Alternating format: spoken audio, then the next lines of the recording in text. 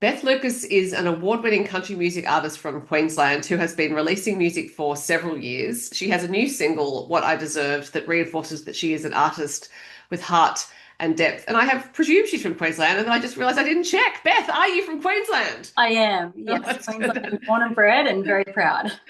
Which part of Queensland? I grew up on the Sunshine Coast, but I've lived sort of in the Brisbane, Moreton Bay region for the last, oh, probably 20 years.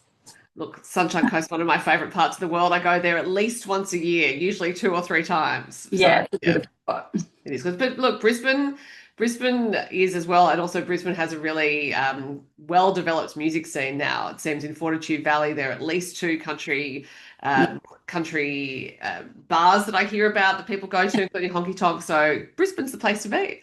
it definitely is. Yeah, there's a lot of opportunity here, and that was sort of the main reason why I left the coast in the first place. Yeah. Yeah, wanting to always do music, and at the time that I was there, there wasn't a whole lot going on. So yeah, Brisbane's definitely where it's at. Yeah, look, I'm not sure because I do know the coast well. I don't know that there's too much more in terms of venues now. And I guess it's because it's a big tourist area, and it's even if you had some opportunities there to play live, it's not going to be the same crowd a lot of the time. Yeah, definitely. I think sort of when I was growing up, it was definitely more of the pub scene, which I did dabble in when I was younger. But sort of like your bigger live music venues were sort of reserved for those bigger named artists. And one of the venues actually, Soul Bar, it used to be in Coolum when I was a young gun, but it moved to Maroochydore. It was in Maroochydore for quite a while, but they just closed their doors or they announced their closure. So Okay.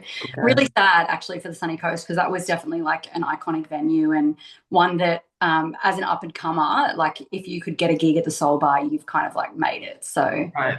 Right. Yeah, look, it's live music, as we know, is a tricky proposition generally. But yes, but I love hearing of so many artists who play in Brisbane, and it seems like those bars well, those venues that have country music are operating 7 nights a week. yeah, there's a lot going on for sure. Yeah. Which is good for you as a punter as well as an artist. So now this new single, What I Deserved, has already won an award. It's won the 2026 Jeff Mack Commemorative Award. Must be good to have a song winning an award before it even comes out. Yeah, look, I didn't, and well, I didn't anticipate winning for a start, but I actually thought the song was going to be released before those awards took place. But then there was just a few hurdles that I had to get through to get it out. So yeah, even the fact that it got to the finals and then won that award, I was very shocked, but also very grateful because yeah, so many of the other finalists in that category were just yeah artists and writers who I admire. So yeah, big moment for the song and a big moment for my career too. Do they give you notes? So, like, are there judges' comments for Not for this those awards? one. Mhm. I could probably get feedback if I asked for it. I didn't think to do that, but I actually don't know who all the judges were. I think they sort of change it every year, but I would say probably heavily the Tamworth Songwriters Association or the members Mhm. there, or the corporate team. I don't know what they call it, but Yeah. the exec team.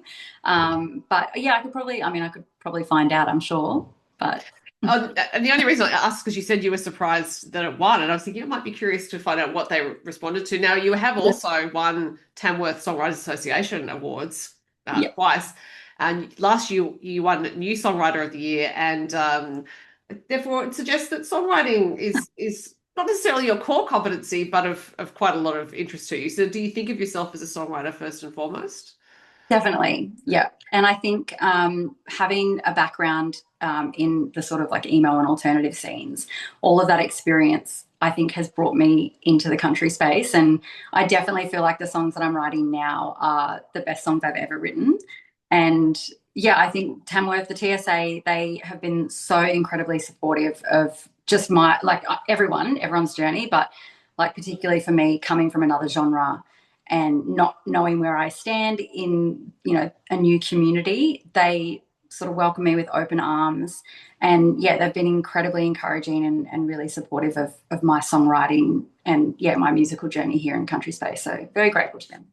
So let's talk about that emo slash alternative space because I have interviewed artists who have come from punk Yeah. into country, and I do think like that the tight song structure in both those genres appeals. But emo is probably not necessarily known for those same sorts of type song structures. So it's as a songwriter, maybe that's not where the journey was from emo to country. So I'm intrigued. What prompted you to switch genres? I had a lot of encouragement from old bandmates, actually. And I had been listening to country music for quite some time before I actually made the switch. And but it just didn't really feel right at the time. And then I actually had my daughter, and I had stopped playing and performing. Just in general, I needed a break. I was really burnt out from just sort of playing, and not really going anywhere with it. And then, yeah, took a break, had a baby, and then started writing again, and had a brand new perspective, honestly. And yeah, just old bandmates were basically like, your songs are pretty much country. So just make them more country. So yeah, just head down and yeah, decided to make the switch. And it's been probably the most successful last 6 years of my whole musical journey. So yeah, it's amazing what having a kid can do. Yeah, it also sounds a bit like your subconscious knew, Yeah, right? Like the subconscious, they're going, yeah, when these songs come out, they're going to come yeah, out in a way your conscious mind doesn't expect. definitely. Yeah, and that is definitely what happened with this latest single for sure. Okay, well, let's talk about What I Deserve because it's a song about first love, but it's not all rosy, and it's not you looking back going, oh, oh, that was sweet. So please tell us the story behind it. So I do want to preface this by saying that me releasing this song is not a call out to anyone. I don't want to name names. I'm never going to name the people involved with this. I'm not wanting to start any kind of drama. I just wanted to talk about an experience that I went through. And I do also have to say, I don't know if this is clear in the song, but when I was 16, I cheated on my boyfriend. And that is something that I have carried the weight of for like the last 20 years. And it's not a person who I am. I'm not that person. I made a mistake one time when I was a teenager. Um, but there is so much shame and guilt that a person can carry, especially if they've been punished for that. And that's essentially what this song is about. So, the verses are pretty clear. They tell the story of, exactly who I was at the time and how we met, and all of those things that happened.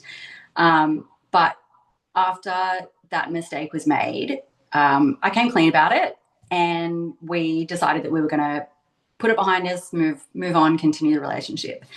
And when you're that young and have been through a terrible experience like that, like there's never going to be trust ever again, and we couldn't move on from it. So ultimately we ended up breaking up. But unfortunately that sort of wasn't the end of the experience, so to speak. And there was a lot of stuff that happened after that that I don't talk about in the song, and I probably won't ever talk about. I don't think it's necessary at this point in time to share. But essentially, the line at the end of the chorus saying, "I know that I got what I deserved," is kind of me going, "I get it. I get your perspective that everything that happened to me was because of my own mistakes." And just kind of acknowledging that.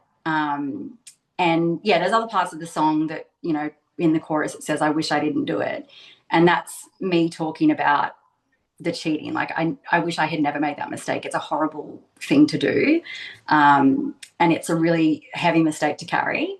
But I think as I've gotten older, I've actually forgiven myself for that behavior. And I've been able to move on, and it has taken so long. Like I never thought I would sing about this relationship. I don't want to dig up the past, but when the song came together and the lyrics started coming out, it began to be really therapeutic for me. And even the more I played it live, people connected with the song, which again, like it's so personal and so specific to me. I never thought it would like hit with an audience, but it has. It's become one of those songs where people hear it and they go, "I get it. I get it. I've made mistakes," or "I know someone who's been through a similar experience." And like first love and young love is really tough. Like there's so many elements, especially when you're a teenager. You've got so many other people involved in the story. So that's kind of what it's, well, not kind of, it's what it's about. Yeah. But yeah, it's kind of tough to talk about, but at the same time, you know, the professionals are right. You should talk about your problems and not hold on to them for 20 years before they surface into a song. Well, except, yeah, that's part of the function of art, I guess, for the Yeah, artist is to work that out. But yeah, when you're 16, so it's a couple of things about being a teenager. One is that the stakes for everything are very high. They are the end of the world. The other is that your prefrontal cortex is not developed, and that's probably why the stakes for everything is so high. I don't, if anyone looks back at their teenage years and wants to be held to anything they did, then like please don't hold yourself to that because you can't, you're not making decisions the way you would once you've actually sorted stuff out and your brain settled down. And but then also the stakes, as I said, because the stakes are the end of the world, the same stakes for everyone around you. So anyone who's in your friend group thinks that what you've done is the end of the world, yeah, all that kind of stuff. And that is a lot to carry. yeah. And I'm hoping that now you can put it down. Yeah, definitely. And even, I wrote the song probably about 3 years ago, actually, and or three-ish years ago. And I even, I posted, I think I did a YouTube of it or something, and my family saw it and they said you can't release that song, like it's too personal. There's so much that happened that no one talks about anymore. Right. And I thought, yeah, it is really personal and it's probably going to, pinch a nerve somewhere. But at the same time, like I'm old enough now to go, well, that's part of my story. Mm-hmm. And I'm not going to shy away from, something that happened when I was so much younger that actually did end up shaping the person who I am today. Right. So, Well, then in saying to a country songwriter in particular that it's too personal, it's like, well, that's where do the stories come from? literally. Yeah. Well, do you know, honestly, Sophie, a lot of the songs I write are from, I'll see something happening and I'll think, oh, that's a cool story to tell. I'm going to write a song from what I think that perspective is about. So potentially maybe that's what people are thinking. They're going, oh my gosh, she's actually telling a story that happened. That really is too personal. Yeah. But yeah, it's definitely, I think, opened, I guess, maybe not a floodgate, but, it's opened a side of my storytelling and my songwriting to something like, the next level, I suppose, because I have sort of tapped more into that vulnerability. Like a lot of the songs I have sung about in the past are, a bit whiny and woe is me. But that's sort of not really the angle I want to take on this particular track or, moving forward. I want to tell the story. And if people can relate to that, then, or if it makes somebody think or makes someone go, oh, well, I can forgive myself for something I did however long ago, like that's amazing. That's the end goal, Yeah. So you mentioned that previously you're writing songs where you might see something and take a perspective. So it sounds to me like you love telling stories, that you like creative writing. So has that been true like from a young age, from primary school even? I'm not sure, actually. That's a great question. I did a lot of drama. I was a very, very dramatic child, and loved the theatrics. Mm-hmm. But I was actually really shy when I was really teeny tiny, and then it wasn't sort of till around about the time I started playing music that I came a bit more out of my shell. But also my siblings, they all did drama and the arts and stuff, and I wanted to be just like them. So I think that sort of played a part as well. But I can't really remember if I did much creative writing as a kid. Probably not. I mean, I started writing songs around about the 13 mark, but maybe not so much actual stories. Yeah, just stories and song. Yeah, which is the same thing. Like it's just, and it takes actually much more discipline to write a story in a song because you don't have as much to work with on the line. That is true. That is true. You have to distill everything and then put it in a lyric. So if you started writing at 13, were you playing guitar by then? Yes, yeah. So I started learning guitar around about 10. My older brother and my older sister, they both played and, took lessons and everything. But my older brother wanted to be in a rock band. He needed a new guitar. Mum and Dad weren't going to buy it for him. Right. So he said, well, I'm giving my guitar to Beth, so I need a new guitar. And I mean, it worked out perfectly. I, learned the basics from, both my siblings, two of my siblings, and then, just kind of caught the bug from there, really. So you Yeah. tried the passive aggressive way of getting I did. Yeah. into Yeah. it.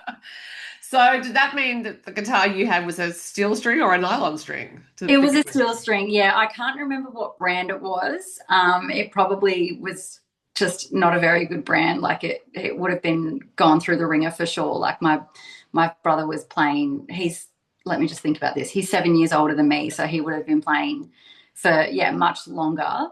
But yeah, I think I'm trying to think when I got another guitar, maybe not till I was much older in my teens, but yeah, I would have definitely played that guitar ragged for sure. So what age did you start playing in bands? Because you mentioned that Mm. before you moved into country, you had band members. Yeah. So I've pretty much done solo for, most of my career. But then probably around about 2014, 2015, I had a band and we didn't play too many shows. I did a little bit of recording with the band, but I do you know Open Season Band? Yeah. Peter Eckel, who plays banjo in Open Season, he used to play bass for me in my band. Okay, right. And he was kind of the one, like when he moved over to Open Season, like half the guys in Open Season were all in like punk rock bands back in the day. And I actually found a poster from, I want to say maybe like 2012 or 2013. It was 100,000 years ago. And everyone on the bill, all of the bands on the bill are now country artists, Right. which I just find hilarious. I think it's incredible. But honestly, like, were we going to stay in that era forever? Probably not. Like, has it set us up for these incredible careers in country music? Yes. Right. So, yeah, we've got to, pay our respect to our roots. But at the same time, if we found something else that we love, then run with it. Absolutely. And country as a genre is, I think, more permissive of different stages of life, different ages of artist. You can it's accommodates all sorts of instead of permissive, accommodates was the word I was looking for. Yes. But it accommodates all those different sorts of stories, and so there is a bit more flexibility in the genre, I think. For sure. And it's so broad, so broad. And like, even, if you I've only got a handful of songs out, but nearly every single one of them sounds different to the last. So I think that's amazing. Like, I'd love to have, maybe a stronger set of songs. And that's sort of what I'm working toward at the moment, is having a body of work that really is quite cohesive. But at the same time, if I feel a vibe of a song, I'm not going to not write it because it doesn't like fit with a direction I'm going in. So Yeah, and you've done well so far. As previously mentioned, there are a few songwriting awards. So, and also you have been to the Academy of Country Music twice. So you attended in 2023 and you attended again last year. Now in 2023 you were on a Keith Urban scholarship. So is that something that you actually apply for? Does the Academy choose the scholarship recipient out of the applicants? I had no idea how it worked, honestly, until I got a call from the whole team at Academy saying that I'd been selected as that year's recipient. So no, you don't apply for it. Everyone, applies for Academy. If they get accepted, pay the bill, they're in. And then, I got a call up. I want to say maybe about a month before the actual, Academy. And they just said, hey, you're the recipient for this year. Send us your bank details and we'll give you a refund, and everything's covered, which was awesome because, number one, I wasn't expecting it. So that was, incredible, and like, what an honor to be selected. And then it also meant, that extra funding meant that I could stay on in Tamworth Festival longer after Academy. So that was an incredible year. But the reason I went back last year was because I actually missed a couple of days in 2023. Ah, Yeah, my husband's sister got married on one of the first days of Academy, like right at the start of January. And so I came back for the wedding. I went to Academy for a couple of days, came back for the wedding, missed a couple of days, and then went back again. So, but the days I missed were the songwriting days and the co-writing days. And so, I was just recording with Roger in 24, I think. And yeah, we were just chit chatting, and he was like, "Well, why don't you come back? What's stopping you from coming back?" And I said, "That's a great question, Roger. I don't know. I don't know what's stopping me." So applied again, and yeah, we're successful again. So yeah, it was really good.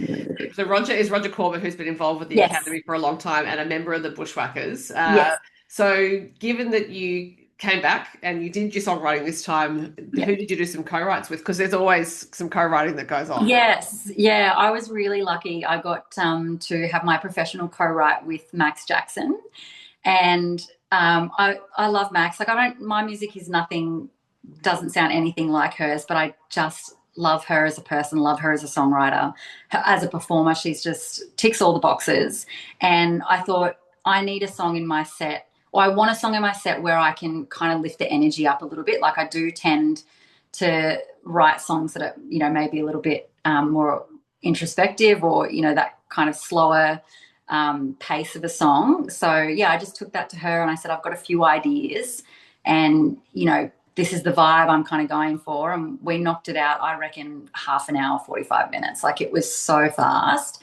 And it all happened so quickly. I kind of walked away and I was like, did that just happen? But yeah, and now it's like one of my favorite songs to perform in my set. I either open or close with it. So yeah, it's really good. And then, yeah, just sort of when you've got downtime at Academy, anyone's just co-writing with whoever else. So I think I sat with Jimmy McGrath. I sat with Sam Hatmaker, who was the Sister Cities, Right. what do they call it? The exchange student. I'm trying to think who else I wrote with. There's probably more, I'm sure, but I can't think of it right now. Well, because it is collaboration central at Academy, and not just while you're there. So, out of 2023, you formed a connection with Amber Kenny and Joe Casely, which turned into a trio called Three Birds and the Truth. Still one of my favorite band names. But also, obviously, you we used to be in a band, so for you, this was a natural habitat. Yeah, definitely. And we have something I think is so special. Like, we all have, similarities in our stories, but we are also all very, very different people. And I think that's what actually works so well, because when we perform together, we do like a writer's round style, and but we accompany each other. So I'll sing my song, but I'll have Joe on either, stomp or shaker and backing vocals, and then Amber will be on the banjo. Like, we're all just playing together as if they're our own songs, but yeah, obviously, like, each individual person takes the lead for their own song. Yeah. And then we mostly do like Tamworth is like our big get together, just because there's a bit of distance physically between us all. Amber and Joe are on the Southern Highlands, but me being up here in Queensland, it's a bit tricky getting us all together. But yeah, they're such wonderful women, and again, both incredible songwriters. Like, I kind of have to pinch myself when I'm sitting next to them, because they're just so good and I love them so much. Yeah, look, it is great that you do it in Tamworth because you met at Academy, but also Yeah. something different for the festival. So Yeah, and that is so true. And we've seen, I mean, the writers and around stuff has been happening forever, but we've really noticed, like, in the last few years at Tamworth, there's been so many more of these writers round shows popping up, which, like, fantastic. It's so good having, been on stage with a couple of other people, and generally speaking, it's going to be people who are really, really different songwriters. So then the audience is not just getting the same thing, for the whole show, which is, yeah, it's great for us because it means that we get more of those types of shows too. yeah. Now, I mentioned that you had won some songwriting awards. You're good at a competition in general, so I'm going to read out some competition placings here. So you won the Country Music Showdown at the Echo, which is Brisbane's equivalent of a country show. Last year, you were a semi-finalist in the Urban Country Music Festival Stardust Talent Quest and the Mothertone Gympie Music Muster Talent Search. And that was 1 year after advancing to the grand final of the Mothertone Gympie Muster Talent Search. Clearly, you are good at holding your nerve in a competition, because I think that's part of it. Oh, thank you for that. But I am the most nervous person Oh, you've ever met. Truly, I am a wreck before I go onto these shows. Like, I had no idea that I was going to win Eka. I did not think I was a front runner at all. And the only reason, so I had done Eka the year before, and how I think they have a top 10 at Eka. And by some miracle, I made it into the top 10, and I thought, okay, this is great. But I had never done a talent search before. And I didn't know, I had no idea how it worked. And with most of these talent searches, you submit the songs that you're going to play, and you send in your chord sheets and your recording, whether that be a proper recording or a voice memo, it doesn't matter. And then they chart the song and the band plays the song with you. And at that point in time in 2022, sorry, when I did Eka, I had no idea about Nashville charts, Nashville numbers. I didn't, just no knowledge of that at all. So I sent in my paperwork, and unfortunately the band didn't actually get my sound recordings. So when I turned up on the day, you get about 10 to 15 minutes with the band acoustically where they run through the chart and, you know, make sure it's all correct. And they said to me at that point, oh, we didn't get your sound recordings. How did songs go? And we managed only to get one song rehearsed. Right. And then we just improvised the second song. But basically I did terribly, and I was so embarrassed. I was like, I can't let that be the last of it. I need to go and just do the competition again. Like, I didn't have any expectation of winning or placing or anything like that. I just wanted to go back and just do it properly now that I know how it works. So yeah, went back in 2023 and ended up winning it, which was crazy because the talent in these talent searches is so high level. Mm-hmm. Like, obviously anyone can win it. Music is subjective, performance, all of that depends on, you know, whoever's judging on the day. But yeah, I mean, like, winning Eka, like, I think I lost my marbles that day a little bit. Just, you know, I thought that was, just crazy because I wasn't doing it to win, and then, to take it away was just amazing. Yeah, it is. It is competitive because every year I see the finalists for that Eka talent search. So I wish I could be there to see the competition. So I'm just interested. You mentioned that in Nashville charts, you didn't know what Nashville charts were, and I actually don't know what they are. So it's obviously a way of charting that's different to just running tabs or anything else like that. Yeah. So I don't know if I'm going to explain this correctly. I'll just try and make it as simple as it is, because still now everything that I chart is, again, very, very simple. But essentially, if you've got the chords of a song, they're a number. This is going to be so bad, and I'm going to put you on the spot. Sorry. Roger and Lynn for this, for not knowing how to explain it correctly. But like, if you're playing a song in C would be number one, and then whatever the chords are after that would be the numbers after that. Yeah. And essentially, if you can write your song out in your numbers, and you've got it in a different key, when you give that chart to the musicians, you just have to tell them what key you're playing in, and they will then know that the one corresponds to whatever the key is you're in. I don't know if that's a terrible explanation. No, that's a really good explanation. No, that's very clear, actually. And I can see, because I read music, I can't read charts. So it's for me, that's like, I have no idea. But it makes sense that, yes, for the pace at which they record in Nashville, that you would just hand over and say, it's in C. Yes. Here are the numbers. Right. Yeah. Oh, that's so interesting. So thank you. There's a lot more to it, though, and on the charts, like, depending on like the feel of the song, tempo, and there's like little symbols that you can put if you've got if the chord stops or something like that. But whenever I chart anything for my band, they don't have any of those fancy symbols because I don't know what they are. I mean, I can find them, but I'm so basic with it. I just sort of give them the numbers and let them work it out. And I'm sure they do. They do, yeah. And that's why I hire them, because they're professionals, and that's great. Yeah. It's your job to be the front woman and the band leader. Yeah. So like you've got enough to do, actually. 100%, yeah. So you mentioned that actually you do get really nervous with competition. So that suggests to me that you're someone who can feel the fear and do something anyway, which is also quite a considerable skill, because a lot of us will feel fear or nerves at the very least and let those stop us. So is that sort of almost, not, I don't want to say a life philosophy, but something that actually you're aware of in yourself, that you will feel that fear and you'll push through it? Yeah, it's actually really funny that you say it's a life philosophy, because back in the day when I had MySpace, I don't know if you recall I do remember MySpace. MySpace, yes. There was like a little section where you could have a quote, and I don't know if I said this quote or if I saw this quote. I'm not sure. So, like, I won't take the credit for it, but I did have this in my quote section on my MySpace was that fear is failure. Right. And I have honestly carried that through my life. Like, if I'm scared of something, like, and I don't do it, then I've not done it right. But if I get scared and then still do it, then that's the success. Whatever the outcome is, if it's like in competition form or even a gig, like there's been shows that I've played with some of, my favorite artists from when I was younger, and it is terrifying.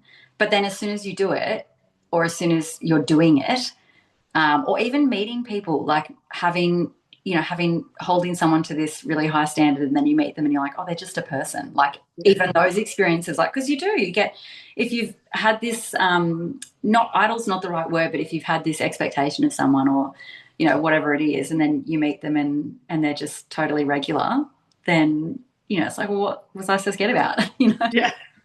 Yeah. So, Everyone breathes air. yes, exactly right. Exactly right. We're all people at the end of the day. Yeah. So, you mentioned this song that you wrote with Max Jackson. So I'm hoping that that's slated for recording at some point because I'm intrigued to hear it. But what else do you have coming up? Oh, I would love to record this song. I do have it on my list, but recording for me is a bit of a slow process, and I mean, it might go on the EP. I'm working towards doing an EP and popping it out the end of this year. That's kind of the main goal that I've got. And I'm at the moment recording the next single, or working with my producer, James North, and getting the next single ready. But that's, yeah, the main focus for this year is getting an actual EP out. And hopefully that song will be on it. Okay. Right. Well, I'll It's cross my called, fingers. I mean, it's called Better Late Than Never. So if you're ever at one of my shows, I'll sing it just for you. Well, if anyone else is coming to one of your shows, keep an ear out for it. Better late than Yes. never. Yeah. Yeah. It's a real, it's, I have this thing where, like, I'm no spring chicken, and I've been around for a while, but I really truly believe that, like, age is honestly just a number. Like, and, better to have found something later in life than not at all. So, yeah, that's my, I guess, perspective on things as I do get older. Well, and it is a great perspective because we have a lot of cultural focus, for lack of a better term, on aging, and it's Yeah. an adverse focus. Yeah. What it ignores is the fact that you get better at appreciating what you have and don't have. You get Yeah. it better as an artist, you get better at actually being able to distill what experiences you want to write about and what are actually just, not adequate for your purposes and should be Yeah. left alone. And yeah, it really is a number because no one's walking around saying, "Oh, how old are you?" or "How old are you?" And so if you just act as young as you want to, Yeah. fine. Look, it's got to be this far. I'll keep going. Hey, look, why not? Well, Beth, I'm going to leave it there, but I hope to talk to you again soon. What I deserve is the latest single. Everyone can find it on streaming platforms. And Beth, it's been great to talk to you. Thanks for your time. Likewise, Sophie. Thank you so much.